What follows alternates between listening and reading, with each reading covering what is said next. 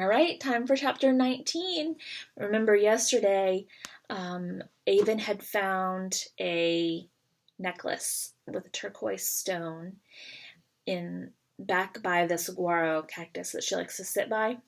And also remember yesterday that she was pretty much being ignored at school. So, chapter 19. Connor, Zion, and I sat outside on the lawn together before school, waiting for the first bell to ring. Connor studied the necklace while Zion flipped gently through the fragile sketchbook. Every now and then, a brittle piece of paper would flake off, and we'd all gasp. Zion finally found the page that had the sketch of the necklace. "That's definitely it," he said. Connor held the necklace up. "The metal is nearly black, and in the sketch it's light gray." "My mom told me that's because it's tarnished silver," I said. "Look at the shape of the stone and the little vein running through it." "It's definitely the same," I said. "But why was it up on that hill?" Connor asked, then barked. I shrugged. I have no idea. Zion looked from me to Connor and back again, his eyes huge with alarm. "What?" I asked him. He covered his mouth and shook his head like what he was thinking was too terrible to say. "What?" I said again. "Dead body," Zion whispered. Connor and I looked at each other. "I don't know," I said. "What other explanation could there be?" said Zion. "Someone murdered this necklace-wearing person and buried her body up on the hill. Why else would it be up there?"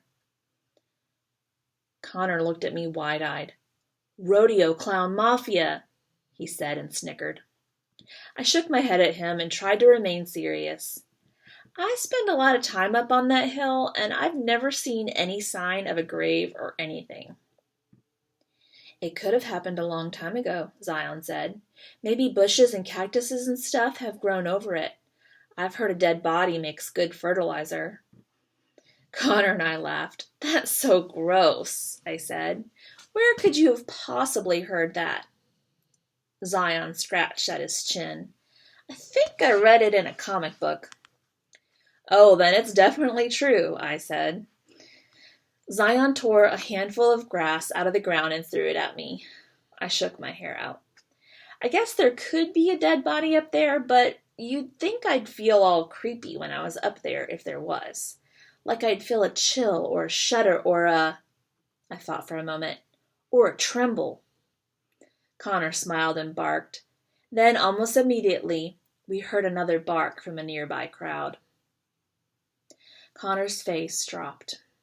I turned and glared at the group of kids standing near us.